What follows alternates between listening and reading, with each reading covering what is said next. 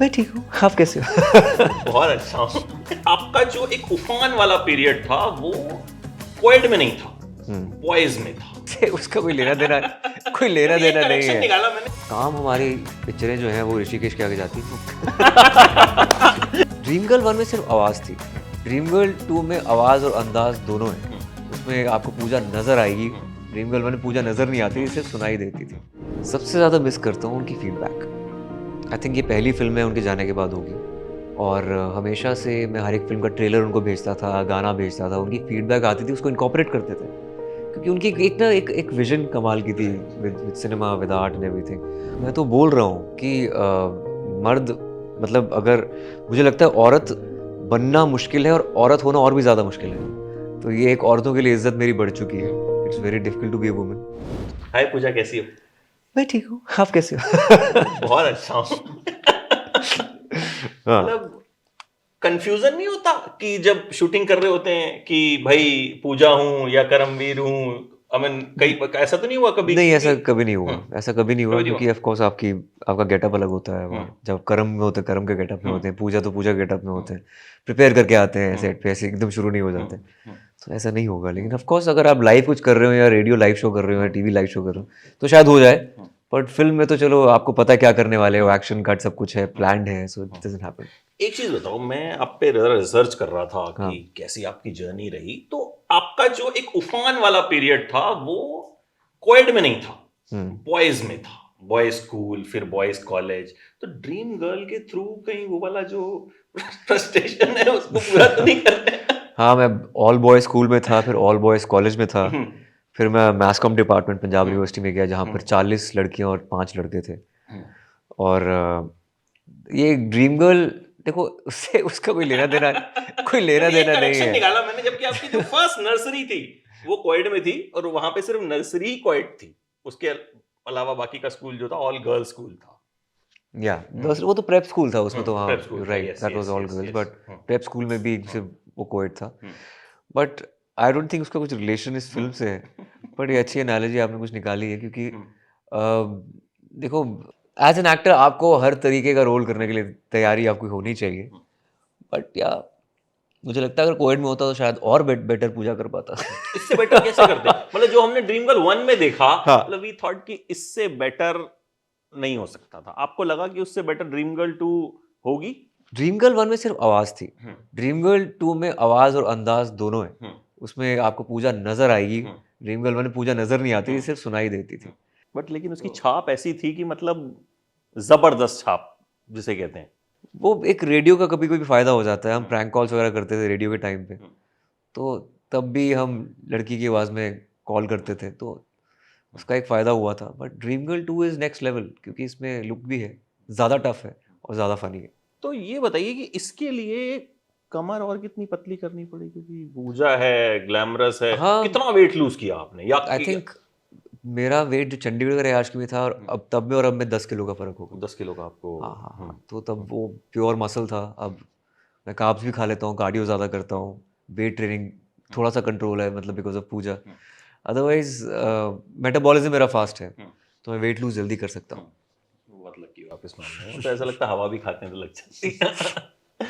अच्छा, इसके लिए जो लुक, इस बार जाहिर है लुक है, आवाज तो आप निकाल ही लेते हैं क्योंकि रेडियो जॉकी हैं, तो मतलब गाना भी अच्छा गाते हैं। तो लुक के लिए इंस्पिरेशन कहाँ से ली? कुछ टिप्स आसपास से लिए, वाइफ से लिए या कुछ दोस्तों से लिए, फीमेल फ्रेंड से? यार टिप क्या लेनी है? आपको एक सेंस ऑफ ऑब्जर्वेशन होती है एक, और आपको अगर टिप या फिर इंस्पिरेशन लेनी होती है तो आप ऐसे एक्टर्स से इंस्पिरेशन ले सकते हैं जिन्होंने पहली ऐसी कोई भूमिका निभाई हो। जैसे कमल हासन सर, चाची चाची 420, 420, yes. Govinda Govinda. Sir, aunty number 1, Kishore Kumar sir, वो भी उन्होंने गाया भी है हाँ, और एक्ट भी किया गाया है। भी, yes yes yes. So I guess यही हैं 3 अमेजिंग कलाकार जो हर तरह के रोल कर सकते हैं और उन्हीं से इंस्पिरेशन। तो यहीं से इंस्पायर हुए आप? वैसे इन तीनों में से आपका फेवरेट कौन सा? बड़ा टफ क्वेश्चन है ये, बट बहुत टफ स्टिल। क्वेश्चन है। आप देखो, किशोर कुमार सर तो बहुत ही कमाल के सिंगर, मैं उनको पहले सिंगर मानता हूँ। राइट। और कमल हासन सर और गोविंदा सर के बीच में चूज़ नहीं किया जा सकता। दोनों ही कमाल के एक्टर, दोनों हर तरह की एक्टिंग दोनों ने की और दोनों कमाल के डांसर्स भी हैं। राइट। सो एक मंझों एक कलाकार जैसे होते हैं ना, सर्वगुण संपन्न अभिनेता दोनों हैं। अच्छा, एक आपने जो अपना एक जॉनर बनाया, आयुष्मान जॉनर, जो हर इंटरव्यू में मुझे लगता है आपसे इस बारे में बात होती है, जो भी आपसे बात करता है, उसमें इस पूजा को फिट करना, और अब तो क्योंकि जाहिर है दिख भी रही हैं, प्लस आपने अब तक जो किया था वो ऐसा था कि वो किसी ने पहले किया नहीं हुआ था, अनटच था। जो भी फिल्में आपने की, जो भी आपका एक फिल्मोग्राफी रही, तो ये वाली में कहीं ना कहीं हम देख चुके थे, टीवी सीरियल्स में भी, कॉमेडी शोज में भी। तो वहां चैलेंज कितना बड़ा था, क्योंकि कहीं ना कहीं एक फाइन लाइन है इसमें कि इधर गए तो बहुत अच्छा है, इधर गए तो हाँ, वो टीवी में आप देखा होगा, लेकिन फिल्मों में ऐसा कोई देखे, टीवी में आपने देखा होगा, लेकिन फिल्मों में ऐसा देखे 30 साल हो चुके हैं। तो बहुत टाइम है, वो वक्त है, मतलब it's not something which is very common in films. तो जब तक, और कॉमेडी का ये है कि अगर आप हंसा रहे हैं तो हंसा रहे हैं, लोग लॉजिक और उसकी नॉवेल्टी देखेंगे, लोग देखेंगे मज़ा आ रहा है देखकर, एंटरटेन हो रहे हैं। दैट्स वो मेन क्रक्स ही एंटरटेनमेंट है। अच्छा, इस कैरेक्टर को निभाते हुए लगा कि हीरोइंस के लिए चीज़ें ज़्यादा डिफिकल्ट होती हैं? मैं तो बोल रहा हूँ कि मर्द, मतलब अगर मुझे लगता है औरत बनना मुश्किल है और औरत होना और भी ज़्यादा मुश्किल है। तो ये एक औरतों के लिए इज्जत मेरी बढ़ चुकी है। It's very difficult to be a woman. सबसे टफ क्या लगा एज फीमेल गेटअप में आकर, और उसको कर, क्योंकि अब तक तो आपने सारे वैसे वाले रोल किए हैं जिसमें यू आर यू। सबसे टफ क्या लगा? 40-45 डिग्री सेल्सियस मथुरा में शूट करते हुए, सर पे विग, और जो मैंने चीज़ें पहनी हुई थी अपने को एनहांस करने के लिए, वो बिल्कुल बॉडी के साथ चिपकी हुई थी, और it was just too much. वो हीट बहुत ज़्यादा थी, it's very difficult to, makeup पिघल रहा था बार बार। सो वो सबसे मुश्किल था। गर्मियों में शूट की थी हमने, एग्जैक्टली 25 अगस्त को हमने शूट स्टार्ट की थी, और 25 अगस्त को फिल्म रिलीज हो रही है। वाह, इट्स तो इट्स ये अ भी एक, कोइंसिडेंस। मतलब मुझे लगता है कोइंसिडेंस इसे कह सकते हैं।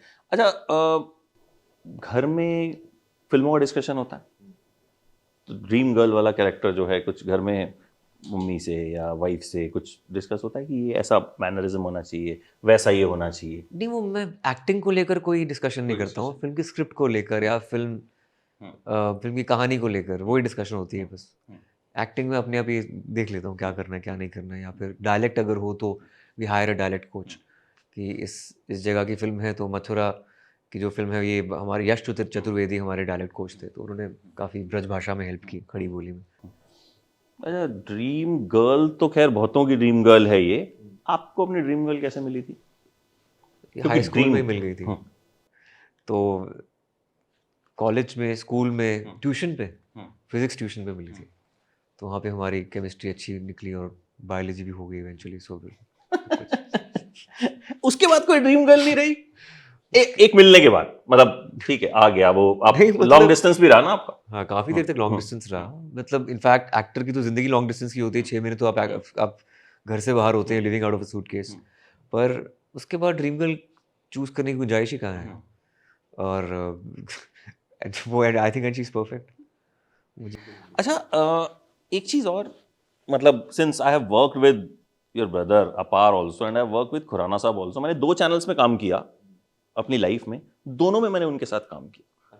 हाँ, दोनों में उनके साथ काम किया। तो आई मीन, एक उनका एक ऑरा ऐसा था कि वो आते थे अपनी गाड़ी में, तो वो बताते थे कि अच्छा 2 नंबर या 3 नंबर वाली गाड़ी उनकी फेवरेट थी शायद। हाँ, 3 नंबर। तो आते थे कि तो बेटा 3 नंबर है नीचे, and he used to patiently wait. अगर कुछ होता था तो इसे कि नो नो यू, तुम लोग लो, अपना टाइम लो। सो एंड उनका कहीं ना कहीं एक रोल जो है आपके करियर में, आई थिंक उन्होंने आपको धक्के देके घर से निकाला था कि go and do acting. So I mean, miss तो जाहिर as a father you do, but सबसे ज्यादा क्या चीज, क्या आप मिस करते हैं और क्या खालीपन लगता है? सॉरी, आई एम आस्किंग हाँ, दिस हाँ, ऑफ क्वेश्चन बिकॉज कोर्स। क्योंकि नहीं, नहीं, बिल्कुल, मैं बिल्कुल। उन्हें आपने जानता हूँ।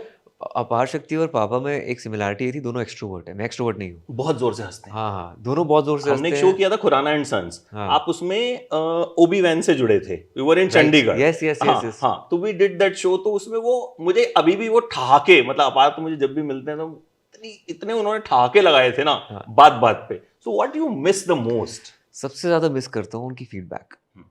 आई थिंक ये पहली फिल्म है उनके जाने के बाद होगी, और हमेशा से मैं हर एक फिल्म का ट्रेलर उनको भेजता था, गाना भेजता था, उनकी फीडबैक आती थी, उसको इनकॉर्पोरेट करते थे। क्योंकि उनकी एक विजन कमाल की थी, with cinema, with art and everything. और मुझको लेकर काफ़ी क्रिटिकल भी थे। नॉट जस्ट कि हाँ, मेरा बेटा तो बहुत अच्छा है, ऐसा नहीं है। वो कभी उनको सीन अच्छा ना लगे तो कहते ये बेटर कर सकता था तू। तो वो फीडबैक, वो ऑब्जेक्टिविटी, वो मैं आई थिंक मिस करता हूँ। मतलब he never used to also talk about you. Talk about you का मतलब होता है कि कभी बोस्ट नहीं करते थे कि आई मीन जैसे अपार भी जब हमने काम किया तो वो आयुष भाई बोलते हैं आप, तो वो बार बार मतलब उसको नहीं आयुष भाई, बड़ा बड़ा एक वो है कि छोटे भाई और बड़े भाई वाला एक जो रिस्पेक्ट कह लें। फर्क सिर्फ 2.5 साल का है, पर वो मेरे पैर वगैरह छूता है, तो ट्रेडिशन है फैमिली का एक, which is quite sweet also. But या वैसे दोनों में से पिटता कौन था ज्यादा? यार मेरी लड़ाई नहीं होती थी, पर उसकी बहुत लड़ाई होती थी। वो पिटता भी था, मारता भी था, दोनों। वो जब लड़ाई होती तो दोनों चीज़ें होती। अब मार कभी खा के आते, कोई मार के आते हो। तो मैं तो आज silent kid in the class. मैं जब ज़्यादा स्टूडियस था, पढ़ाकू था, वो तो लड़ाकू था। बहुत बहुत फर्क है उन दोनों में। नहीं बट मतलब जितना मैंने देखा, खैर हमने तो नहीं देखा कि ही वाज वेरी स्वीट, क्योंकि हम तो लोग तो साथ में काम करते थे, तो वो कुछ नहीं, वो पापा से वो ज़्यादा पिटता था। अच्छा, वो ज्यादा 100%। पनिशमेंट रूम एक आपका हुआ जी, जी, जी। जहाँ पे आप जाके मार खाते थे आप लोग। हाँ पापा से, हाँ पापा he was very strict, he was quite a या। तो आपके अंदर ट्रेड्स हैं पापा वाले वैसे वाले कि जो पापा वाले traits I think is just hard working हूँ पापा की तरह। बाकी तो आई थिंक एक पब्लिक की नब्ज जो होती है, जो पापा हमेशा कहते थे कि आपको एज एन आर्टिस्ट सिर्फ टैलेंट काफ़ी नहीं होता, पब्लिक की नब्ज समझो बेटा। आप टैलेंट तो आपको हर एक में होता है, हार्ड वर्क भी करते हैं, पब्लिक की नब्ज समझो। तो ये चीज़ें वो बताते थे, वो शायद पापा से मिली है मुझे। बाकी वही मल्टी टैलेंटेड, मतलब वो भी गाते थे अपने टाइम पे, एक्टिंग करते थे, भंगड़ा टीम में थे, so he was quite multi faceted, लिखते भी थे। तो वो सब खूबियाँ आई हैं, पापा से मिली हैं। मतलब मुझे याद है एक बार उन्होंने हमें एक शो का आइडिया दिया, देन मुझे समझ में नहीं आया कि सर इसमें करना क्या है। मुझे मेरे एक एडिटर ने बोला खुराना साहब आ रहे हैं and he has an idea and we have to make a show on that. तो मेरे को समझ नहीं आया कि सर इसमें क्या करेंगे। देन मैंने उन्हें फ़ोन किया। अब मैंने डरते डरते फ़ोन किया कि यार बड़े एस्ट्रोलॉजर ने, तो कहीं ऐसा ना हो डांट दें यार तुम, मतलब क्या। तो ही explained me each and everything एकदम पेपर पे लिख के कि बेटा पहले हम ये करेंगे, फिर ये आएगा, फिर तू ये बोल दियो, फिर ऐसे कर दियो। तो मतलब that was like very sweet of him कि उन्होंने कभी भी उस चीज को, कि he is such a senior person, हमारे साथ नाइट में भी शूट किया करते थे। सो मतलब we have very fond memories of him. मैं, मेरी बॉस, हम सब बहुत याद करते हैं उनको। अच्छा लास्टली ड्रीम गर्ल पे ही 2-3 रैपिड फायर कर लेते हैं फटाफट, क्योंकि ड्रीम गर्ल को प्रमोट करना जरूरी है। आयुष्मान का ड्रीम डायरेक्टर कौन सा? ड्रीम डायरेक्टर्स हैं, सिर्फ ड्रीम डायरेक्टर नहीं है। हाँ डायरेक्टर्स। हाँ, राजू हिरानी, जोया अख्तर एंड ऑल्सो करण जौहर। और ड्रीम रोल? ऐसा कुछ नहीं है, ड्रीम स्क्रिप्ट होती है मेरे लिए। मैं अपने रोल से ज़्यादा स्क्रिप्ट को ज़्यादा तवज्जो देता हूँ। अगर स्क्रिप्ट अच्छी है तो आप अच्छे हैं, आप जितना मर्जी अच्छी एक्टिंग करें, स्क्रिप्ट अच्छी नहीं है तो कुछ नहीं होगा। Dream destination? I want to go to Japan, that's probably my dream destination right now. Iceland. आप अब तक गए नहीं? अभी तक नहीं गया, इन 2 जगह नहीं गया। तो काम में लगे? काम, हमारी पिक्चरें जो हैं वो ऋषिकेश के आगे जाती नहीं। हाँ ये ऋषिकेश, मथुरा, लखनऊ, बरेली, कानपुर, हाँ, इस मामले में दिल्ली, चंडीगढ़, इस मामले में उत्तर भारत में बस हम अनलक्की हो आप घूमते कि रहते हाँ, हैं। मतलब छोटे, मतलब हमारे जो छोटे शहर हैं। हाँ। हाँ सही बात है। वैसे ये तो आपने मतलब बड़ी ऐसी चीज बोली जो शायद फाइंडिंग पर नहीं, एक्शन हीरो लंदन में शूट की थी। अंधाधुन पोलैंड में उसका क्लाइमैक्स हुआ था, वो हुआ है, पर 80% फिल्में उत्तर भारत के छोटे शहरों में होती है। मुझे लगता है इसीलिए आप कहीं ना कहीं लोगों के दिलों तक उस तरह से पहुंचते हैं जिस तरह से बहुत कम एक्टर्स पहुंच पाते हैं। मतलब आज मेरे पास कम से कम 20 लोगों के मैसेज होंगे कि अगर आयुष्मान से मिलने जा रहे हो और हमें नहीं मिलवाया तो यार मैं सॉरी पहले ही बोल देता हूँ, उनके पास टाइम बड़ा कम है। आप भी कह दीजिए सबको एक साथ आई लव नहीं, यू। आपको आ जाना चाहिए था, वैसे ये झूठ बोल रहे हैं। ठीक है, मैं अगली बार जो है लेके आऊंगा। थैंक यू सो मच, आपने मुझे फंसा दिया है। Thank you so much. All the very best for dream girl 2। मेरे पास तो बहुत सारी बातें थी बट टाइम बहुत कम है, but it's always lovely talking to you. Love you, thank you so much, thank you.